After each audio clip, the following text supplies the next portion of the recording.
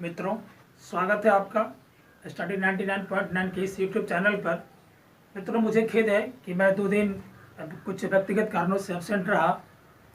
और आज जो हम अपना टॉपिक लेके आए हैं, आज का जो हमारा टॉपिक है वो वैदिक सभ्यता।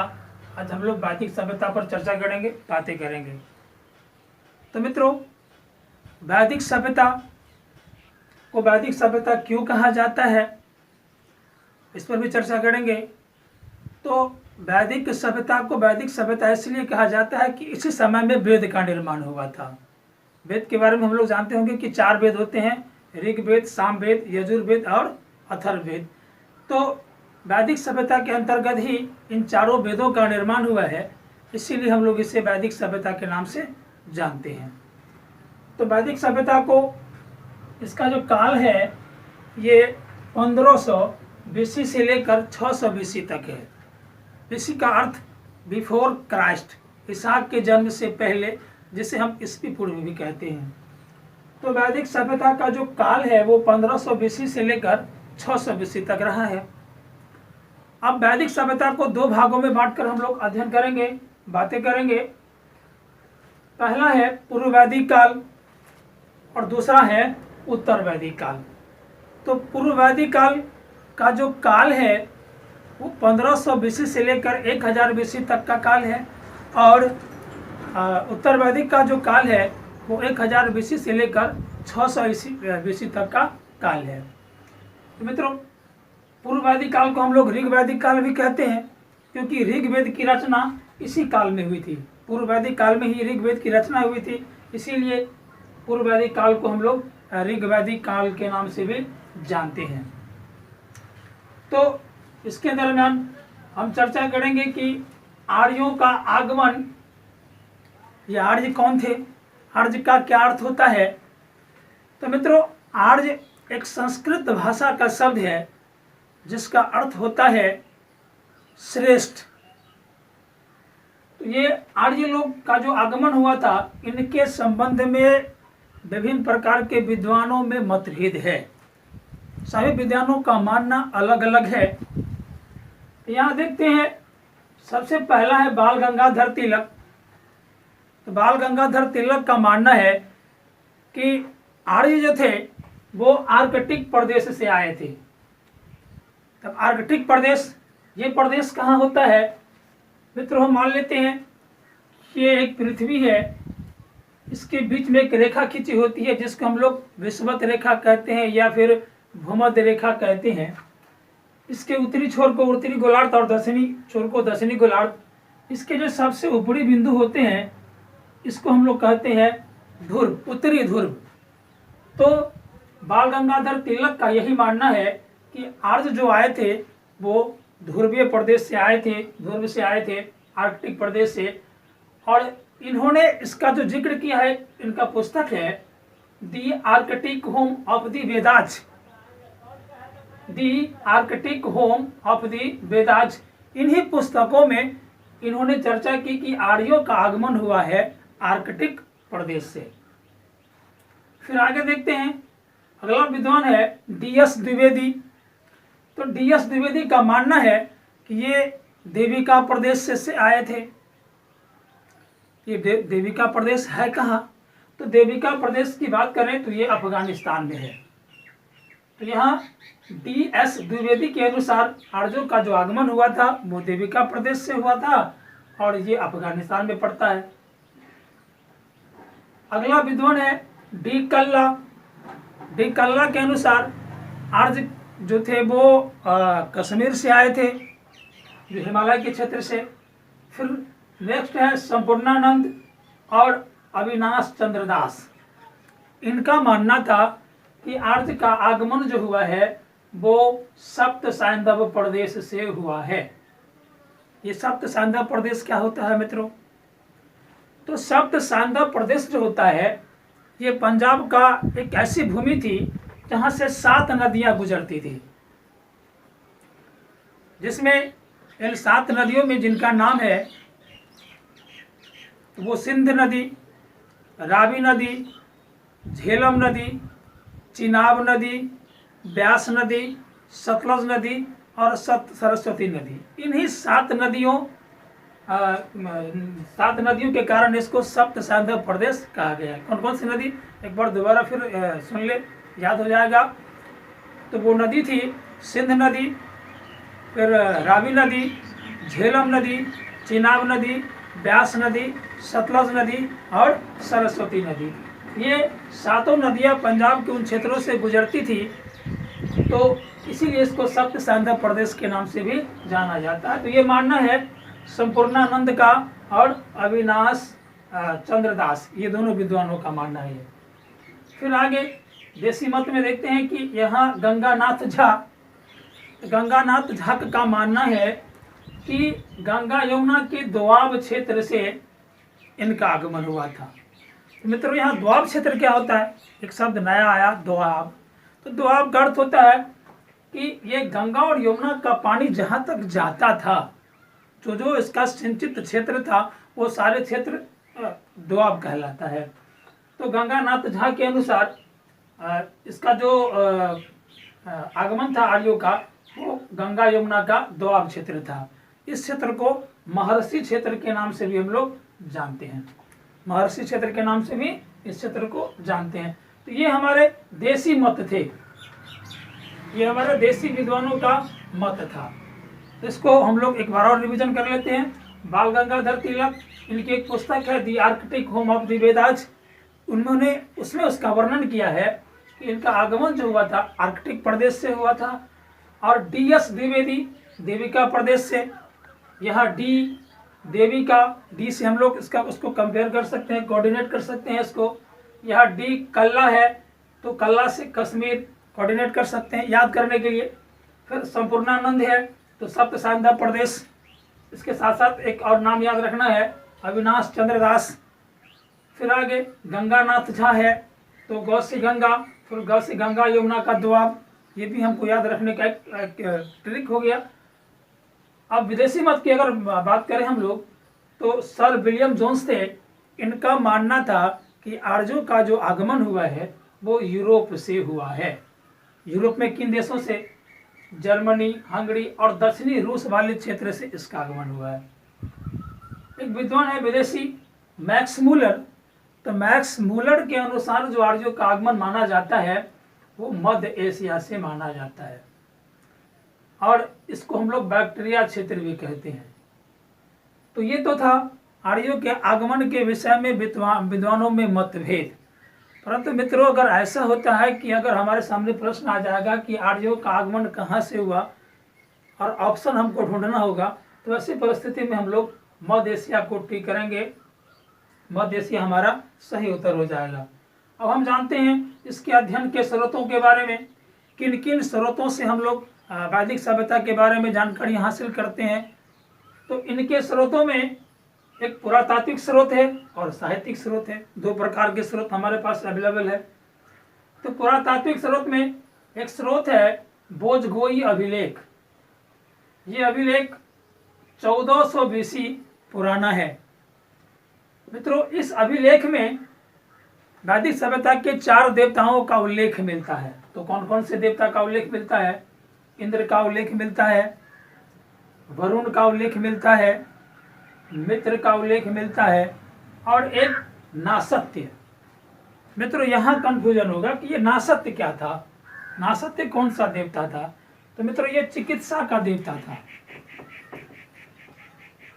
चिकित्सा का देवता नासत्य को माना जाता है। तो इस तरह से पुरातात्विक स्रोत में जो बुझगोई अभिलेख है 1400 BC पुराना, इसमें 4 देवता का उल्लेख मिला हुआ है, इंद्र, वरुण, मित्र और नासत्य। इसे चिकित्सा का देवता कहा जाता है।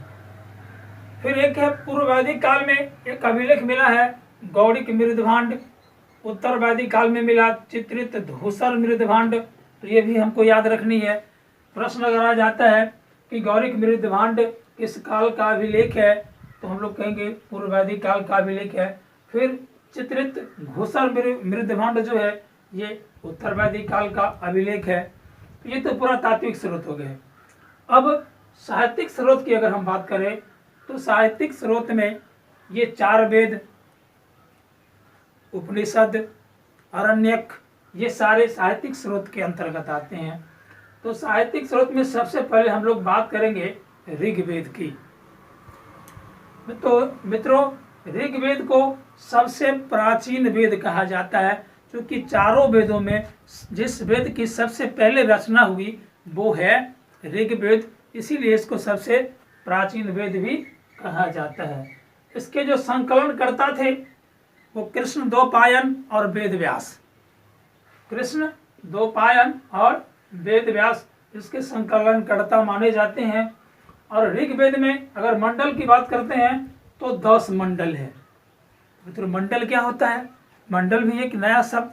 तो मंडल का मतलब होता है अध्याय। हम अध्याय से इसको तुलना कर सकते हैं। कई किताबों को अध्याय में बांटा जाता है, कई अध्यायों में बांटा जाता है, ये मंडलों में बांटा गया है। तो मंडल से तात्पर्य हुआ अध्याय का। तो इस प्रकार ऋग्वेद में मंडल की बात करें तो 10 मंडल है, और अगर सूक्त की बात करें तो वो 228 अर्थात 1028 सूक्त है। तो सूक्त का क्या अर्थ हो गया? सूक्त का अर्थ होता है मंत्र। सूक्त का अर्थ हो गया मंत्र। तो ये इस तरह से देखते हैं कि साहित्यिक स्रोत के अंतर्गत सबसे प्राचीन में ऋग्वेद है।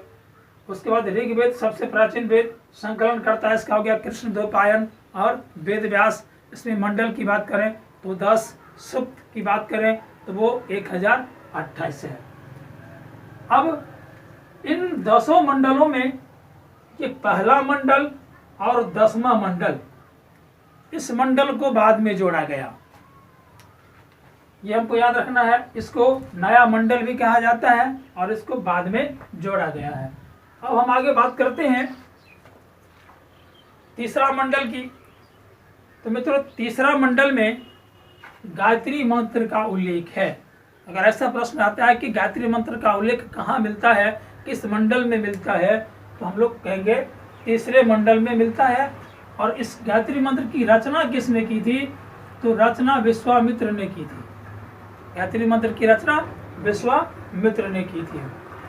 फिर 7वां मंडल, मित्रों यहाँ हम उन्हीं मंडलों पर बात करेंगे हम लोग आज जो महत्वपूर्ण है और पूछे जाते हैं अक्सर। इसी मंडल पर हम लोग चर्चा करेंगे।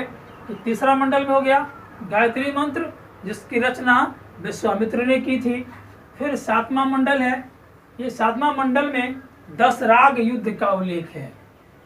ये 10 राग युद्ध का उल्लेख है। ये युद्ध पुरुषनी नदी पर लड़ा गया था। मित्रों, क्या है 10 राग युद्ध? ये पुरुषनी नदी पर लड़ा गया था, और पुरुषनी नदी का जो नया नाम है रावी नदी, ये रावी नदी पर इसको हम लोग रावी नदी भी कहते हैं, ये नया नाम है।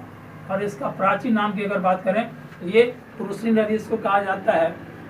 तो भारत जन के एक राजा थे जिसका नाम था सुदास। भारत जन के राजा जिसका नाम था सुदास, और इस सुदास वर्सेस 10 राजाओं का एक संघ था।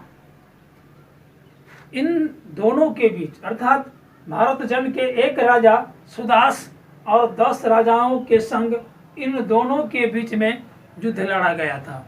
मित्रों, वास्तव में ये युद्ध, ये सुदास के जो गुरु थे वशिष्ठ मुनि, और 10 राजाओं के जो गुरु थे विश्वामित्र मुनि, इन दोनों की प्रतिष्ठा की लड़ाई थी। तो ये दोनों के बीच जो युद्ध हुआ, इसमें विजेता सुदास रहा, और ये 10 राजाओं का संघ ये हार जाता है, इसकी पराजय हो जाती है। इस तरह से 7वें मंडल में 10 राग युद्ध का उल्लेख मिलता है। अगर ऐसा प्रश्न आता है कि 10 राज युद्ध का उल्लेख किस मंडल में मिलता है, तो 7वें मंडल में मिलता है। किनके बीच लड़ा गया था? तो ये युद्ध भारत जन के एक राजा थे सुदास, उनके और 10 राजाओं के संग थे, इन दोनों के बीच। और वास्तव में ये 2 मुनि, जिसमें भारत जन के राजा सुदास के जो गुरु थे वशिष्ठ मुनि, और 10 राजाओं के जो संग थे उनके गुरु विश्वामित्र, इन दोनों की प्रतिष्ठा की लड़ाई थी। अब बात करें 8वें मंडल की, तो 8वें मंडल में स्त्रियों के नामों का उल्लेख मिला है। कुछ विदुषी स्त्रियों की, यहाँ हम बात करेंगे विदुषी स्त्रियों की,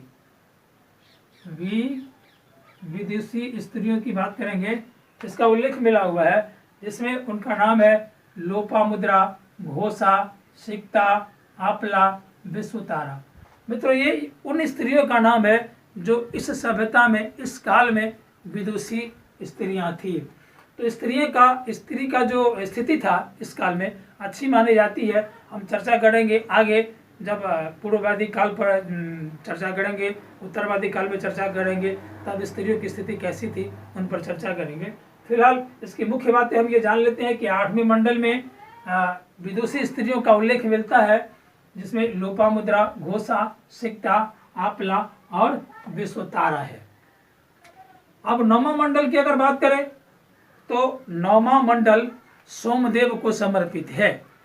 तो ये सोमदेव, यहाँ एक मुंजवत पर्वत हुआ करता था, इस सभ्यता में एक पर्वत था मुंजवत पर्वत। इस मुंजवत पर्वत पर सोम नामक झाड़ी से इस सभ्यता के लोग सोम रस का निर्माण करते थे और सोम रस को पान करके और भक्ति में लीन हो जाते थे। इस तरह से 9वां मंडल में सोमदेव का उल्लेख मिलता है और यहाँ मुंजवत पर्वत से इस सभ्यता के लोग सोम नामक झाड़ी से सोम रस तैयार करते थे और सोम रस का पान कर भगवान की भक्ति में लीन हो जाते थे। अब बात करें अगर 10वें मंडल की, तो 10वें मंडल में 2 सूक्त की बात करेंगे। एक सूक्त है पुरुष सूक्त, दूसरा विवाह सूक्त। तो पुरुष सूक्त में किसका वर्णन मिलता है? देखिए यहाँ विराट पुरुष के शरीर में 4 वर्णों की उत्पत्ति का उल्लेख मिलता है। अब ये 4 वर्ण की बात अगर हम करते हैं, आप लोग जान गए होंगे ये 4 वर्ण कौन कौन से होते हैं। तो ब्राह्मण, क्षत्रिय, शूद्र और वैश्य, ये 4 वर्ण थे। तो यहाँ कहा गया पुरुष सूक्त में विराट पुरुष के शरीर से 4 वर्ण की उत्पत्ति। ये शरीर क्या है? ब्रेन, मानव शरीर के विराट पुरुष के जो ब्रेन की बात करें तो ब्रेन से तात्पर्य है, मस्तिष्क से तात्पर्य है, ब्राह्मण का भुजा से तात्पर्य है, क्षत्रिय का और उदर से तात्पर्य है, वैश्य का और पैर से तात्पर्य है शूद्र का। इस तरह से पुरुष सूक्त में 10वें मंडल की जो पुरुष सूक्त है इसमें विराट पुरुष के शरीर के 4 वर्णों का उल्लेख मिलता है। फिर बात करें विवाह सूक्त की, इसमें विवाह संस्था का उल्लेख है। वैदिक सभ्यता में जो वैवाहिक कार्यक्रम होता था उसकी जो संस्था होती थी, इसका उल्लेख विवाह सूक्त में मिलता है। किस मंडल में? तो 10वें मंडल में मिलता है। फिर अगर बात करते हैं अब सामवेद की, ऋग्वेद के बाद दूसरा वेद सामवेद। तो मित्रों सामवेद को संगीत का वेद भी कहा जाता है और इसमें सर्वप्रथम स्वर का उल्लेख मिलता है। अगर ऐसा प्रश्न आता है कि सर्वप्रथम स्वर का उल्लेख किस वेद से मिलता है, तो स्वर का उल्लेख सामवेद से मिलता है। संगीत का संबंध किस वेद से है? तो सामवेद से है। बात करें यजुर्वेद की, तो यजुर्वेद में यज्ञ करने की विधियों का वर्णन है। फिर उसमें इस वेद को गद और पद दोनों में संकलित किया गया है, तो गद और पद का वेद भी यजुर्वेद को कहा जाता है। अथर्ववेद, इसको जादू टोना का वेद कहा जाता है और इसमें वशीकरण मंत्र का उल्लेख है। फिर इसको ब्रह्म वेद के नाम से भी जाना जाता है। अथर्ववेद को ब्रह्म वेद के नाम से भी जाना जाता है। मित्रों कभी कभी कंफ्यूजन पैदा कर देता है, पूछ दिया जाता है कि किस वेद को बाद का वेद कहा जाता है। तो बाद का वेद अथर्ववेद को कहा जाता है। सबसे बाद का वेद, सबसे बाद का वेद, ये अथर्ववेद को कहा जाता है क्योंकि इस वेद की रचना सबसे बाद में हुई है, इसीलिए इसको सबसे बाद का वेद भी कहा जाता है। हम देखते हैं वेद के पढ़ने वाले को क्या कहा जाता है, वेद के कौन कौन से उपवेद है, कौन कौन से उपनिषद है, कौन कौन से आरण्यक है, इस पर हम लोग चर्चा करेंगे। तो ऋग्वेद को पढ़ने वाले जो होते थे या फिर गाने वाले जो होते थे उसको होत्री कहा जाता है। ऋग्वेद के गाने वाले को या ऋग्वेद के जो पढ़ने वाले थे उसको होत्री कहा जाता है। ऋग्वेद का उपवेद आयुर्वेद को कहा जाता है। इसका जो उपनिषद है वो कौशिक की और ऐतरेय है। कौशिक की और ऐतरेय इसका उपनिषद है। इसका आरण्यक भी कौशिक की और ऐतरेय है।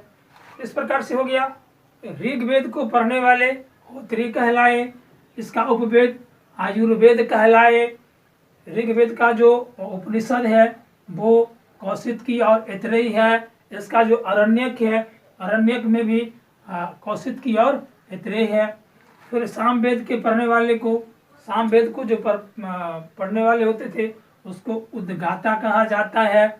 इसका जो उपवेद है उसको गंधर्व वेद कहा जाता है। और इसके सामवेद के जो उपनिषद हैं वो केन है, छांदोग्य है। और सामवेद का जो आरण्यक है वो जैमिनीय और छांदोग्य है। फिर यजुर्वेद की बात करें तो यजुर्वेद के पढ़ने वाले को अथर्वी कहा जाता है। और इसका जो उपवेद है उसे धनुर्वेद कहा जाता है। और यजुर्वेद के जो उपनिषद हैं वो तैत्तिरीय और मैत्रेयी है। और आरण्यक की बात करें यजुर्वेद की, वो तैत्तिरीय और शतपथ है। फिर अंतिम वेद अथर्ववेद की बात करते हैं तो अथर्ववेद के पढ़ने वाले को ब्रह्मा कहा जाता है। और इसका उपवेद शिल्पवेद है। और अथर्ववेद के उपनिषद की बात करें तो मांडुक्य प्रश्न, या इसको मांडुक्य भी कहते हैं, मांडक भी कहते हैं। और अथर्ववेद का कोई भी आरण्यक नहीं होता है।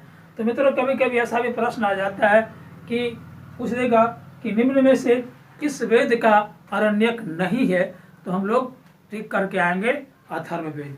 तो इस प्रकार से कुछ चीज़ ऐसे होती हैं मित्रों जिसे हमको याद करना होता है।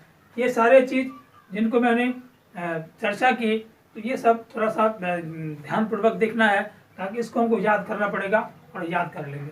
आइए एक बार क्विक रिवीजन ले लेते हैं हमको, ताकि आसानी से फिर याद रहे हमको ये चीज़।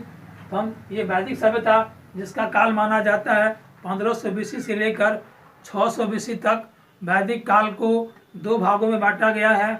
एक पूर्व वैदिक काल, जैसे हम लोग ऋग वैदिक काल भी कहते हैं। क्यों कहते हैं ऋग वैदिक काल?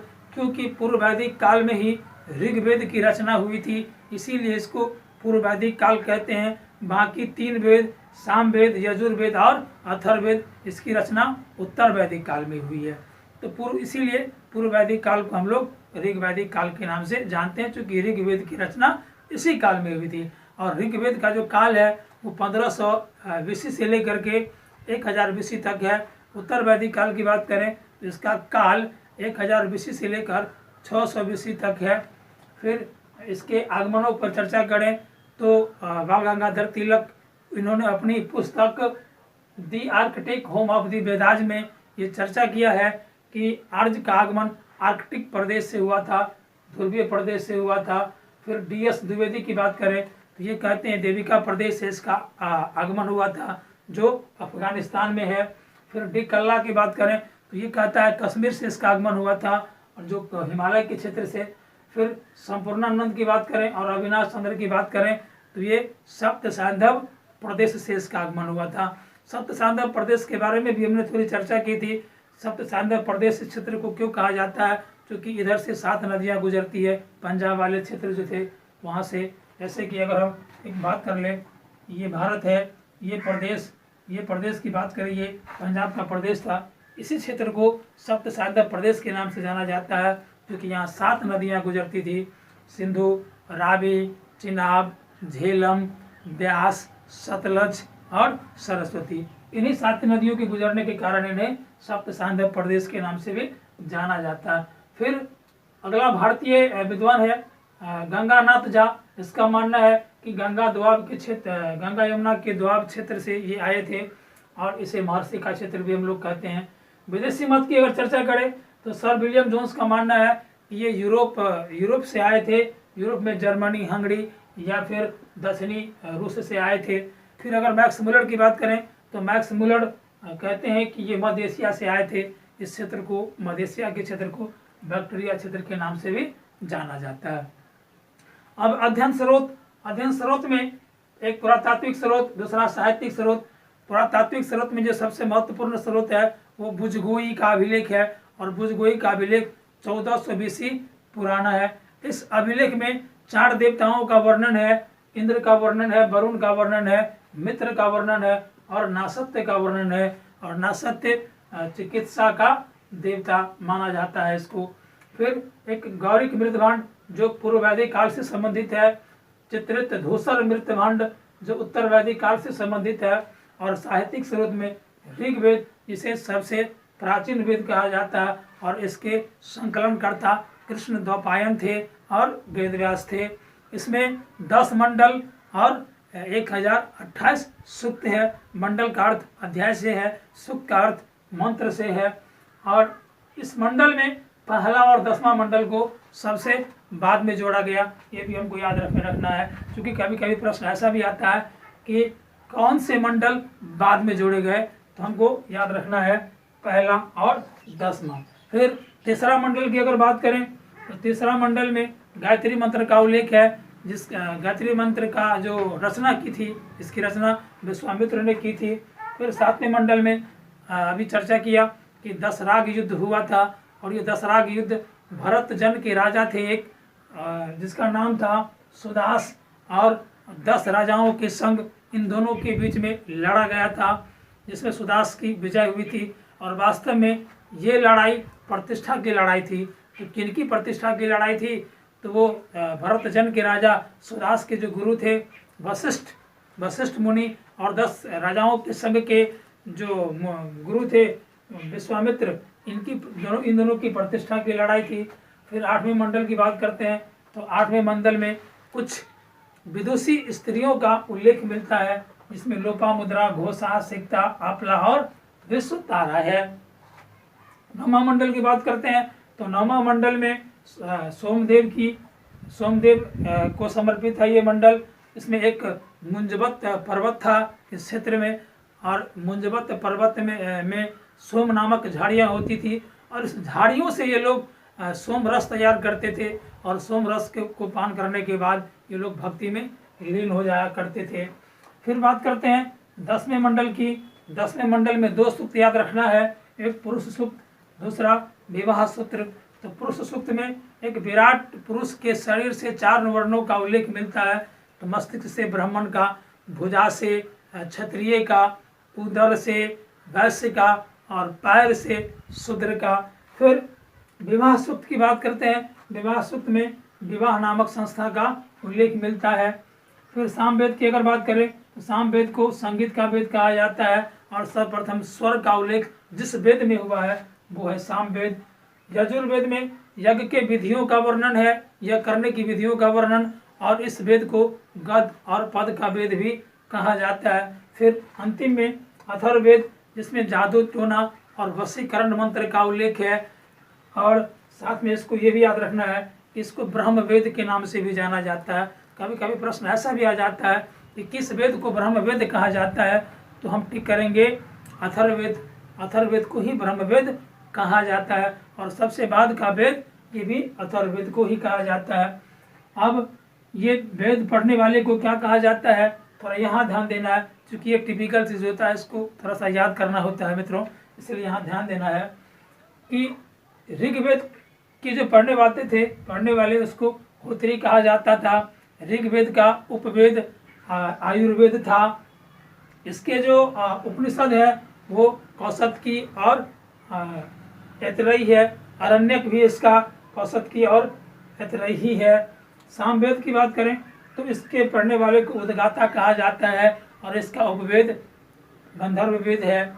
और इसका जो उपनिषद है, उपनिषद केन और छांदोग्य है, और इसका अरण्यक जैमिनी और छांदोग्य है। फिर यजुर्वेद की बात करें, इसको यजुर्वेद के जो पढ़ने वाले विद्वान होते थे उसको अधर्वी कहा जाता है। इसका उपवेद धनुर्वेद कहलाता है, और इसका जो उपनिषद था वो तैत्तिरीय और मैत्रेयनी। इसका जो अरण्यक है तैत्तिरीय और शतपथ। फिर बात सबसे अंतिम वेद अथर्ववेद की बात करें इसके जो पढ़ने वाले विद्वान होते थे उसको ब्रह्मा कहा जाता है। इसका उपवेद शिल्पवेद था और इसके जो उपनिषद हैं वो मांडुक्य प्रश्न और मुंडक कहा जाता है। और अथर्ववेद का कोई अरण्यक नहीं होता है। मित्रों एक चीज़ और याद रखना है, उपनिषद की संख्या कितनी होती है? उपनिषद 108 होते हैं, ये भी हमको याद रखना है। तो इस तरह से मित्रों आज का क्लास यहीं पर समाप्त हुआ। फिर हम लोग अगले क्लास में बात करेंगे पूर्व वैदिक काल की, फिर बात करेंगे अगले वीडियो में उत्तर वैदिक काल की। इस तरह से हम लोग इस वैदिक सभ्यता के चैप्टर को समाप्त करेंगे। तब तक के लिए धन्यवाद। मित्रों साथ में एक बात और कहना चाहेंगे अंतिम में, मित्रों अगर ये वीडियो आप लोगों को अच्छा लगता है तो कमेंट करें कैसा लगता है आपको वीडियो।